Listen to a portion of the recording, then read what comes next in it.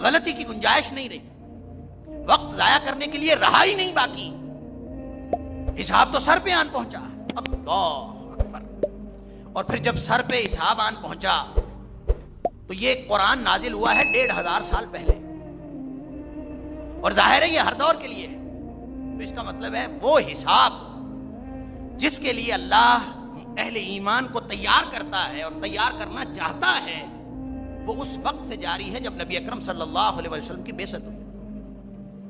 لہٰذا آپ نے فرمایا قیامت کی نشانیوں میں سے سب سے پہلی نشانی میں یعنی نبی اکرم صلی اللہ علیہ وسلم کی تشریف آوری ہے کہ آپ تشریف آئے، تشریف لائے، آپ مبعوث ہوئے، گویا قیامت کا بگل بج گیا. اللہ، اس لیے کہ نبی کریم صلی اللہ علیہ وسلم کو آخر الزمان کا نبی قرار دیا گیا تھا کہ جو بالکل آخری دور کا نبی ہو. اور خود آپ نے فرمایا انا والساعۃ کہاتین، آپ نے فرمایا میں محمد کریم صلی اللہ علیہ وسلم اور قیامت یوں باہم ملے ہوئے، جڑے ہوئے. اس کا ایک معنی تو یہ ہے کہ نبی اکرم صلی اللہ علیہ وسلم کی نبوت اور رسالت اور قیامت کے درمیان کوئی اور نبوت اور رسالت نہیں ہے، درمیان میں کوئی گیپ نہیں ہے. لہذا جو جھوٹے نبی نبوت کا دعویٰ کریں، جو کسی بھی بنیاد پر، کسی بھی پہلو سے، کسی بھی حوالے سے نبی اکرم صلی اللہ علیہ وسلم کے ساتھ اپنا تعلق ثابت کر کے یا ان کے فرامین کی تعویل کر کے یا کسی بھی طرح اپنی نبوت اور رسالت کی کوئی بھی بات کسی بھی پہلو سے کی جائے تو نبی اکرم صلی اللہ علیہ وسلم کا فرمان یہ بتاتا ہے انا والساعۃ کہاتین، کہ میرے اور قیامت کے درمیان کوئی نبی ہے ہی نہیں. لہذا جو بھی ہوگا وہ شیطان کی طرف سے ہو سکتا ہے، اللہ کی طرف سے نہیں ہو سکتا، رحمان کی طرف سے نہیں ہو سکتا. وہ شیطان کا کوئی نمائندہ آ سکتا ہے، اور طرح طرح کے نمائندے آتے رہے ہیں اور شاید آئندہ بھی آتے رہیں گے. اور اس میں اس آخر الزمان میں یہ جہاں ہمارے پاس وقت بہت ہی کم رہ گیا، یہ اس اعتبار سے بھی گنجائش کم ہوتی جا رہی ہے کہ وقت سکڑ گیا ہے اور وقت دن بدن سکڑتا جا رہا. مت سمجھیں آپ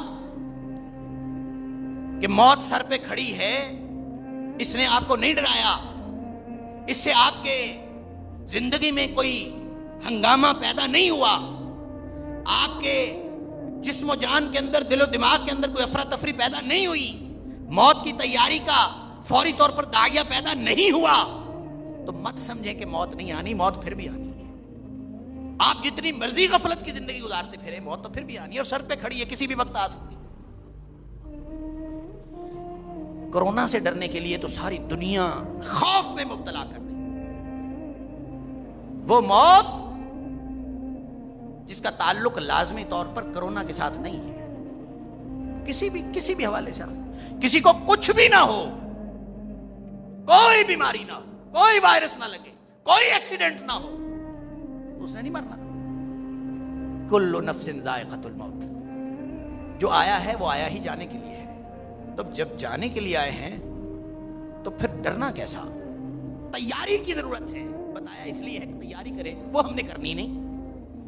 نشانیاں آتی ہیں موت کی، ہارن بجتا ہے، بگل بجتا ہے، اللہ کی طرف سے یاد دہانیاں ہوتی ہے، آسمانی آفتیں آتی ہیں، کوئی وبا پھوٹتی ہے، کوئی معاملہ ہوتا ہے، کوئی دھچکا لگتا ہے، کوئی مسائل کی مغلوبیت ہوتی ہے، کوئی مسائل اجتماعی طور پر اتنے بڑھ جاتے ہیں کہ پوری قوم مسائل کا شکار ہو جاتی ہے. ہمیں ساری پالیسیاں یاد آتی ہیں، ساری دنیا یاد آتی ہے، نہیں یاد آتا تو ایک اللہ یاد نہیں آتا. ہر چیز تازہ ہو جاتی ہے، ساری دنیا کے ساتھ ہمارے تعلقات تازہ ہو جاتے ہیں.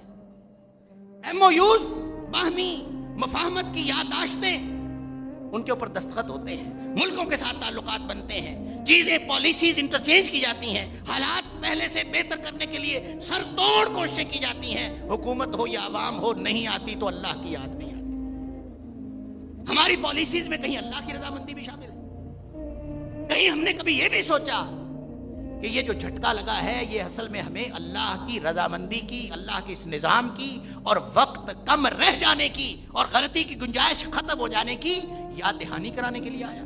کبھی یہ بھی سوچا؟ کبھی ہماری سوچ کا رخ اس طرف بھی گیا؟ نبی اکرم صلی اللہ علیہ وسلم فرماتے ہیں لا تقوم الساعہ حتی یتقارب الزمان، قیامت قائم نہیں ہوگی اس وقت تک جب تک وقت سکڑ نہ جائے.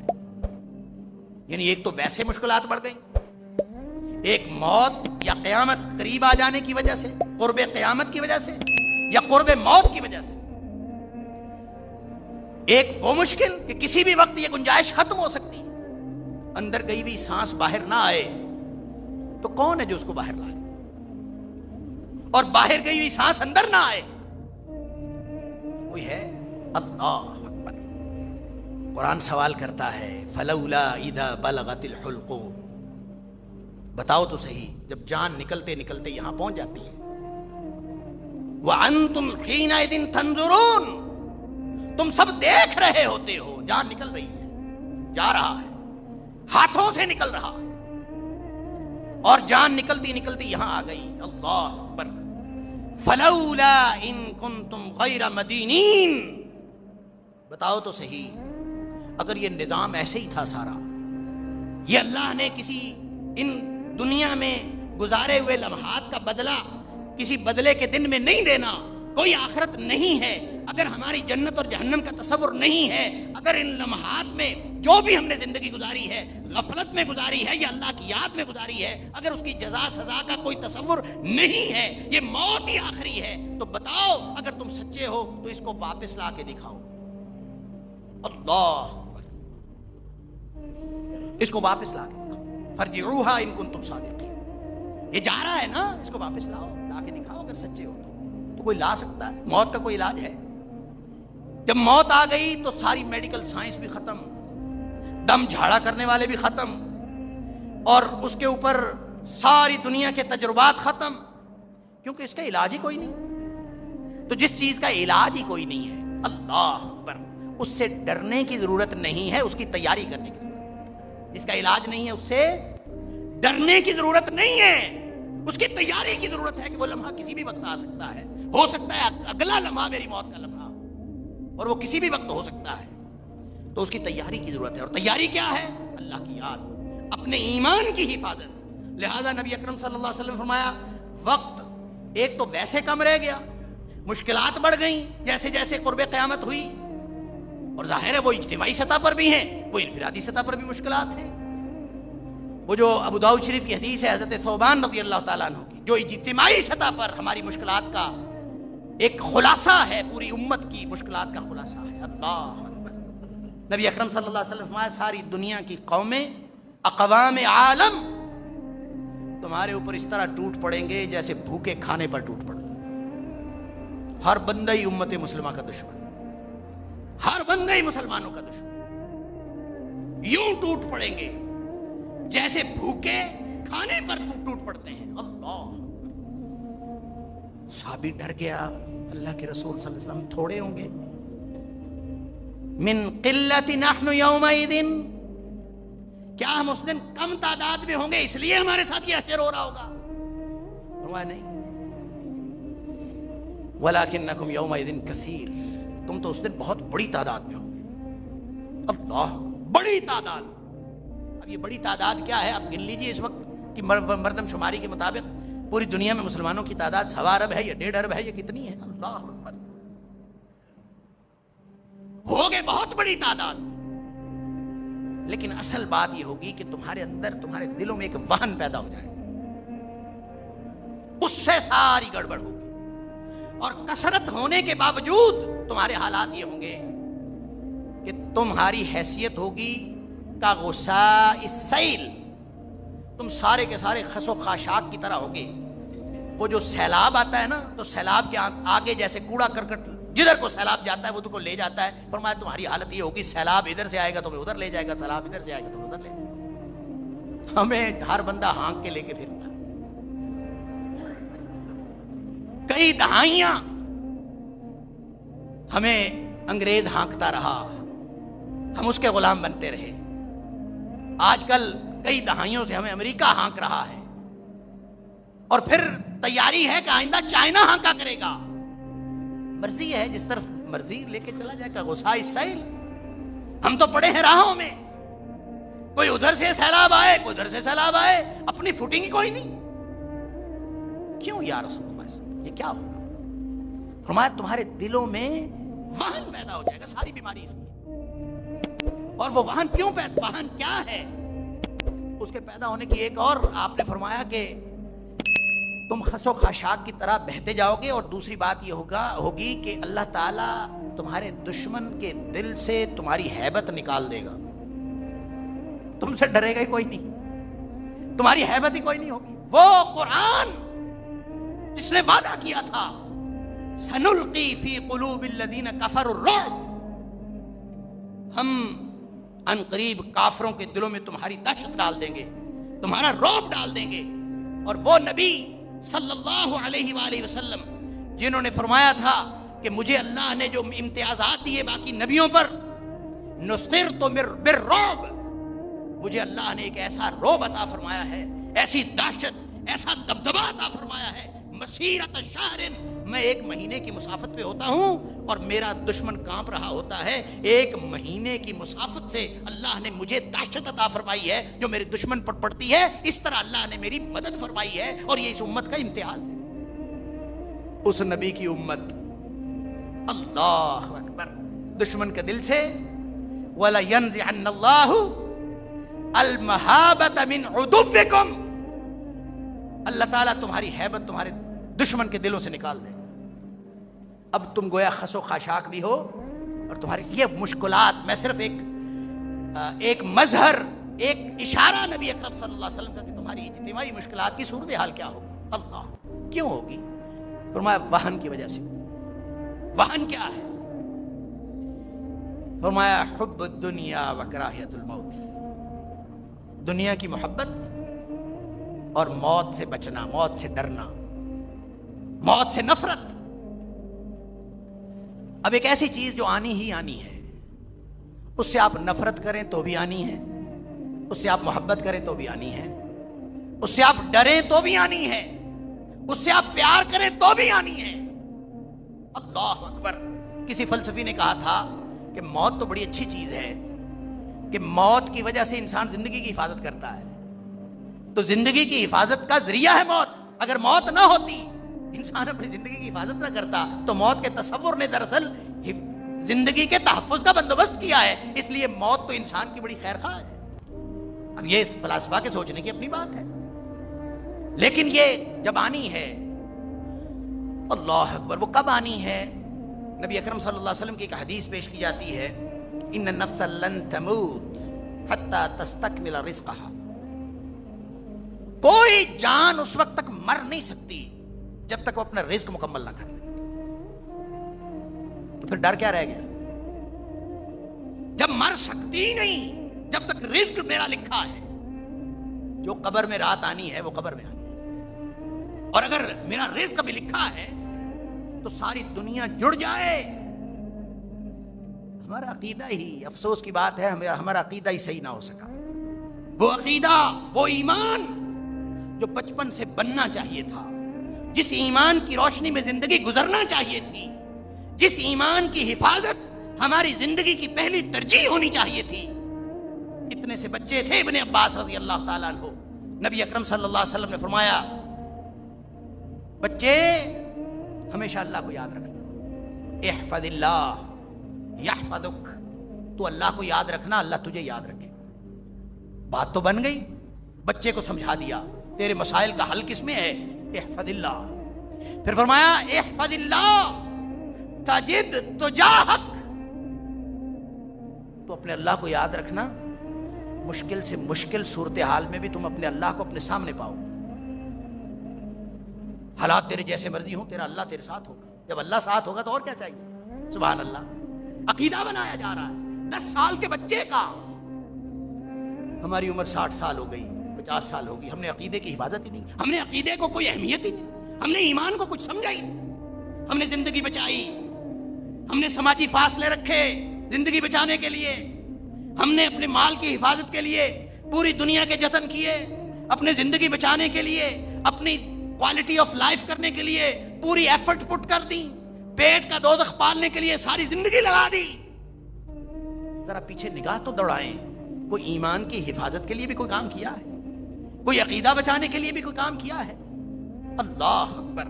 وہ جس کی حفاظت میں ہی دنیا اور آخرت کی کامیابیاں مضمر تھیں، اس ایمان کی تو ہم نے حفاظت کی فکر ہی نہیں کی. اللہ اکبر. اور زندگی گزرتی چلی گئی, زندگی گزرتی چلی گئی, ہم نے اس کی حفاظت ہی نہیں کی, ہم نے اس کو ترجیح زندگی کی بنایا ہی نہیں. اللہ. تو نبی اکرم صلی اللہ علیہ وسلم کا یہ فرمان کہ مشکلات بڑھتی جا رہی ہیں. وہاں فرمایا حب الدنیا و کراہیت الموت, کہ دنیا زندگی کی محبت, دنیا کی زندگی کی محبت, وہ چاہے مال کی محبت ہو, چاہے جان کی محبت ہو, جو جس میں انسان انوالو ہو کے ساری زندگی کھپا دیتا ہے اور موت سے ڈرتا ہے. موت تو آنی ہی آنی ہے. قرآن کہتا ہے کہ فَإِذَا جَاءَ أَجَلُهُمْ, جس وقت یہ آنی ہے نا, اللہ اکبر, لا يستأخرون ساعة ولا يستقدمون. ایک لمحہ, ایک گھڑی نہ آگے ہو سکتی ہے نہ پیچھے ہو سکتی. آ گئی تو بس آ گئی, اس کا وقت مقرر ہے. جب وہ آ گئی تو نہ وہ آگے ہو سکتی ہے نہ پیچھے ہو سکتی ہے. تو ڈر کیسا اس کا؟ اس کے لیے ڈرنے کی ضرورت نہیں ہے, اس کے لیے تیاری کی ضرورت ہی ہے. اور تیاری کیا ہے؟ ایمان ایک روشنی ہے, اس کی حفاظت کریں, اس کو بچا لیں. ایمان بچ گیا تو سمجھ لو سب کچھ بچ گیا. موت آئی تو نہ آئی تو. اور سن لیجئے اجتماعی سطح پر,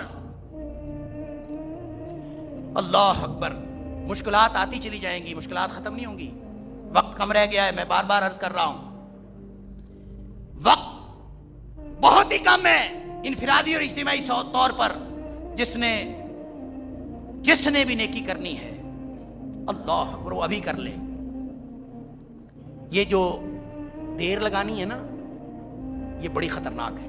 جو بندہ کہتا ہے کل کر لوں گا, صبح کر لوں گا, اور کسی کو کہنا داڑھی رکھ لے, عمرے پہ جاؤں گا تو پھر رکھ لوں گا. کسی کو کہے نماز پڑھ لیا کرو, ہاں میں انشاءاللہ یہ فلاں کام پڑے ہوئے ہیں, ان کاموں کے بعد میں نماز شروع کرنے والا. ٹھیک ہے بھائی, اگر تو اللہ سے سرٹیفکیٹ لیا ہوا ہے کہ تم نے زندہ رہنا ہے تو پھر کرو. اگر تمہارے پاس سرٹیفکیٹ ہے کہ اگلے سال تک زندہ رہو گے, اگر یہ سرٹیفکیٹ ہے کہ کل تک زندہ رہو گے, اگر یہ سرٹیفکیٹ ہے کہ شام تک بھی زندہ رہو گے, اگر یہ سرٹیفکیٹ ہے کہ 1 گھنٹہ بھر بھی زندہ رہو گے, تو پھر موج کرو. تمہیں پتا ہے زندگی موجود ہے. جس کا پتہ ہی کوئی نہیں اگلا لمحہ موت کا لمحہ ہو سکتا ہے, تو اس کی تو تیاری اب کرنی ہے. اب لمحہ موجود ہے اور بس, اس کے بعد کوئی نہیں. ہیراکلیتوس سے ایک فلسفی گزرا ہے یونانیوں میں, وہ کہتا ہے اس دنیا میں ہر لمحہ تغیر ہے, ہر لمحہ تغیر. ایک لمحے کے لیے کوئی چیز اپنا وجود برقرار نہیں رکھ سکتی. اگر کوئی چیز آپ کو اپنا وجود برقرار رکھے ہوئے نظر آ رہی ہوتی ہے, جیسے یہ روسٹرم کھڑا ہوا نظر آتا ہے, یا انسان کا وجود قرار پکڑا ہوا نظر آتا ہے, یا آپ کو شجر و حجر نظر آتے ہیں, اس فلسفی کا خیال ہے. وہ کہتا ہے اس کی وجہ یہ ہوتی ہے کہ پرانے جواہر ہر لمحے ختم ہو رہے ہوتے ہیں, نئے جواہر فوراً پیدا ہو رہے ہوتے ہیں. اور ہمیں لگ رہا ہوتا ہے کہ شاید یہ چیز اپنی جگہ قائم ہے. یہ قائم کوئی نہیں ہوتی, ہر لمحہ تغیر پذیر ہوتی ہے. آپ اس کو چھوڑ کے چلے جائیں, اس روسٹرم کو یہاں 50 سال بعد آ کے دیکھیں گے یہ یہاں نہیں ہوگا. وہ جو تغیر ہے وہ اتنا سلو ہے کہ ہمیں نظر نہیں آتا, لیکن تغیر تو ہر لمحہ ہو رہا, چیزیں تو ہر لمحہ بدل رہی. لہذا وہ کہتا ہے لمحہ موجود, اس سے اگر آپ نے فائدہ اٹھانا ہے تو بس اس نے ایک دفعہ آپ کی زندگی میں آنا ہے, اس کے بعد کوئی نہیں آنا. اور وہ مثال دیتا ہے پہاڑی ندی کی. پہاڑ کے اوپر آپ کھڑے ہوئے ہوں, ایک ندی آ رہی ہے, پانی ہے اس میں, تو نیچے کہیں بہت گہرائی میں جا رہا ہے. تو کہتا ہے جو پانی آپ کے سامنے سے گزر رہا ہے نا, اس سے اگر آپ نے استفادہ کرنا ہے تو آپ کے پاس صرف وہی لمحہ ہے استفادہ کرنے.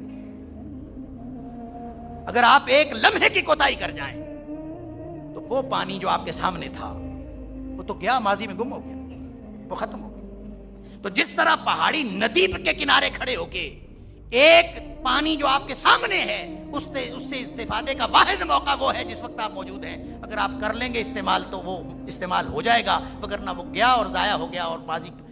تو نبی اکرم صلی اللہ علیہ وسلم نے فرمایا کہ ایک لمحہ اس زندگی میں اگر اللہ کی یاد کے بغیر گزر گیا تو قیامت والے دن حسرت اور افسوس بن جائے. ایک لمحہ ہم نے تو زندگی گزار دی, مشکل سے مشکل تر ہوتی جا رہی ہے. اور میں بار بار یہ عرض کر رہا ہوں کہ اہل ایمان کے لیے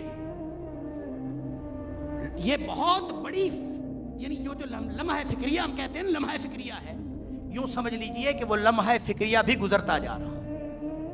وہ فکر کا لمحہ بھی گزرتا جا رہا ہے، اس قدر ہمارے پاس وقت کم ہے۔ آہستہ آہستہ آہستہ آہستہ ہمیں محدود کیا جا رہا ہے، چاہے یہ ٹیکنالوجی کی دنیا ہے، چاہے کوئی یہ سیاسی دنیا ہے، چاہے معاشی پالیسیوں کی دنیا ہے، چاہے کوئی مذہبی عبادات کی بات ہے، چاہے وہ کوئی رسومات کی بات ہے۔ آہستہ آہستہ پوری دنیا میں ہر بندہ، ہر قوم، ہر ملک وہ اسی کام پہ لگا ہے کہ مسلمانوں کا عرصہ حیات تنگ کیا جائے۔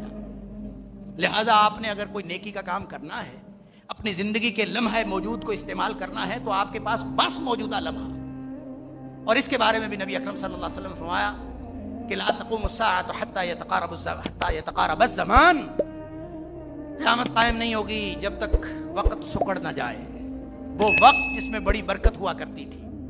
یعنی یہ مشکل کی تیسری ڈائمنشن ہے، ایک تو سر پہ کھڑا ہے، ایک مشکلات بڑھتی جا رہی ہیں، اور اس کی تیسری ڈائمنشن یہ ہے کہ وہ وقت جو تھا وہ بھی سکڑ گیا ہے۔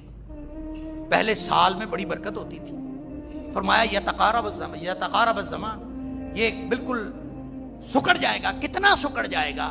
فرمایا حتی تکون السنۃ کالشہر، یہاں تک کہ سال اس طرح گزرے گا جیسے مہینہ گزرتا ہے، والشہر کالجمعہ، اور مہینہ اس طرح سے گزرے گا جیسے ہفتہ گزرتا ہے، وتکون الجمعہ، اور جو جمعہ جو ہے وہ اس طرح سے گزرے گا کل یوم، جیسے دن گزرتا ہے، ویکون الیوم، اور جو دن گزرے گا کالساعہ، ایسے گزرے گا جیسے ایک گھنٹہ گزر گیا، اور رہ گئی گھنٹے کی بات، فرمایا والساعۃ کالضرمۃ بالنار، گھنٹہ تو یوں گزرے گا کہ جیسے آگ کی چنگاری یوں بھڑکی اور بجھ گئی، ختم۔ یعنی گھنٹہ گزرنے کا تو پتہ ہی نہیں چلتا، یوں چنگاری بھڑکی ختم، ایک دم گھنٹہ۔ آپ تھوڑی دیر توجہ ادھر ادھر کریں، دیکھتے ہیں ایک گھنٹہ نہیں کئی گھنٹے گزر چکے ہو۔ نبی اکرم صلی اللہ علیہ وسلم صادق المصدوق کی کئی بھی باتیں ہیں، ہم عملاً دیکھ رہے ہیں ہمارے ساتھ کیا ہو رہا ہے۔ تو پھر ایسے میں کیا کرنا چاہیے؟ کوئی ہوش کے ناخن لیں، میں بھی، آپ بھی، ہم انفرادی طور پر بھی اور اجتماعی طور پر بھی امت مسلمہ، کہ وہ ہوش کے ناخن لیں کہ وقت کم ہے، اور وقت کم ہوتا جا رہا ہے۔ یہ جو ٹیکنالوجی کی میں بات کر رہا تھا، گزشتہ جمعہ جو بھی اللہ نے توفیق دی، جو بھی موضوع چل رہا تھا اس کے بارے میں گزشتہ جمعہ ہم نے یہاں پڑھا الحمدللہ۔ تو بچے جو اس کو لائیو بھی کرتے ہیں فیس بک پہ، بعد میں اس کو یوٹیوب پہ اپلوڈ کرتے ہیں، تو اس بچے کا مجھے میسج آیا جس نے، جو یوٹیوب پہ اپلوڈ کرتا ہے، کہ اس نے کہا کہ سر وہ اپلوڈ نہیں ہو رہا، یوٹیوب والے اپلوڈ نہیں کرنے دے رہے۔ میں نے کہا جی کیوں نہیں کرنے دے رہے؟ کہتے جی پتہ نہیں، وہ ریفیوز کر رہا ہے کہ ہم نے اس کو اپلوڈ نہیں کرنے دیا۔ میں نے کہا تم نے اس کا عنوان کیا دیا ہے، اس کے اوپر کیپشن کیا دیا ہے؟ تو اس نے کہا کہ وہ کیپشن میں نے دیا ہے کہ حقوق نسواں مجرم کون، میں نے یہ ٹائٹل دیا ہے۔ تو میں نے کہا ٹائٹل بدلو پھر وہ اپلوڈ کرنے دے گا۔ اب وہاں پہ کوئی آدمی نہیں بیٹھا ہوا اس کو، اور اس نے پھر ٹائٹل بدلا، ٹائٹل بدل کے تھوڑی دیر بعد اس کا میسج آیا سر جی اپلوڈ ہو گیا ہے۔ میں نے کہا اب کیا آپ نے ٹائٹل دیا؟ کہتے میں نے لکھا معاشرتی ذمہ داریاں، تو اب اپلوڈ ہو گیا ہے۔ اب وہ کس نے روکا اور کس نے جانے دیا؟ سمجھ آئیے بات کی، کس نے روکا اور کس نے جانے دیا؟ وہ آدمی نہیں بیٹھا ہوا وہاں، کمپیوٹر بیٹھا ہوا، جس کو کہتے ہیں آرٹیفیشل انٹیلیجنس، عارضی ذہانت۔ کمپیوٹر بیٹھا ہوا ہے، وہ فیصلہ کرتا ہے کس کو جانے دینا ہے اور کس کو نہیں جانے دینا۔ کل کلا یہی دجال کا ٹول ہوگا۔ یہ چھوٹی چھوٹی نشانیاں ہیں، اور ڈریں اس دن سے، ڈریں اس دن سے جس دن یہی یوٹیوب ہوگی، یہی اس کے اوپر ویڈیو اپلوڈ ہوگی، وہی آپ کا کوئی پسندیدہ بولنے والا ہوگا، لیکن وہ جو بول رہا ہوگا وہ کفریہ بول رہا ہوگا، اور کسی کو پتہ بھی نہیں چل سکے گا کہ یہ وہ کہہ رہا ہے کہ کون کہہ رہا ہے، اور اس کو فیک بھی ثابت نہیں کیا جا سکے گا۔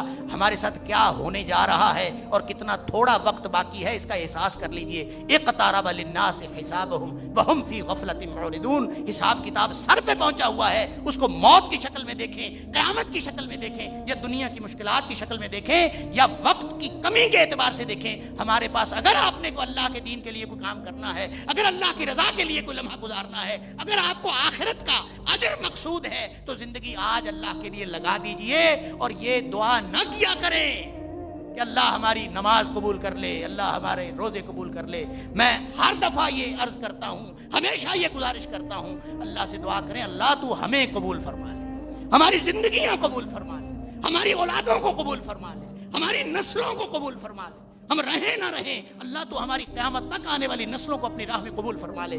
جب وہ قبول فرما لے گا تو پھر معاملہ اس کا ہے، اس نے کام کیسے لینا ہے، وہ دعاؤں کو سننے والا اور دعاؤں کو قبول کرنے والا ہے۔ ہم یوں جڑ جائیں اور کچھ پریکٹیکل اقدام کر لیں ابھی، اس خوفناک لمحے کا شعور حاصل کرتے ہوئے، اس خوفناک حالت میں۔ اب یہ جو ہمیں پالیسیز دی جا رہی ہیں، یہ کر لیں وہ کر لیں فلاں ہو جائے گا، ڈرنے کی بات نہیں ہے، ہمیں خوف میں مبتلا کیا جا رہا ہے۔ وقت نہیں رہا، میں انشاءاللہ کوشش کروں گا اگلے جمعے اس موضوع کو مکمل کروں بشرط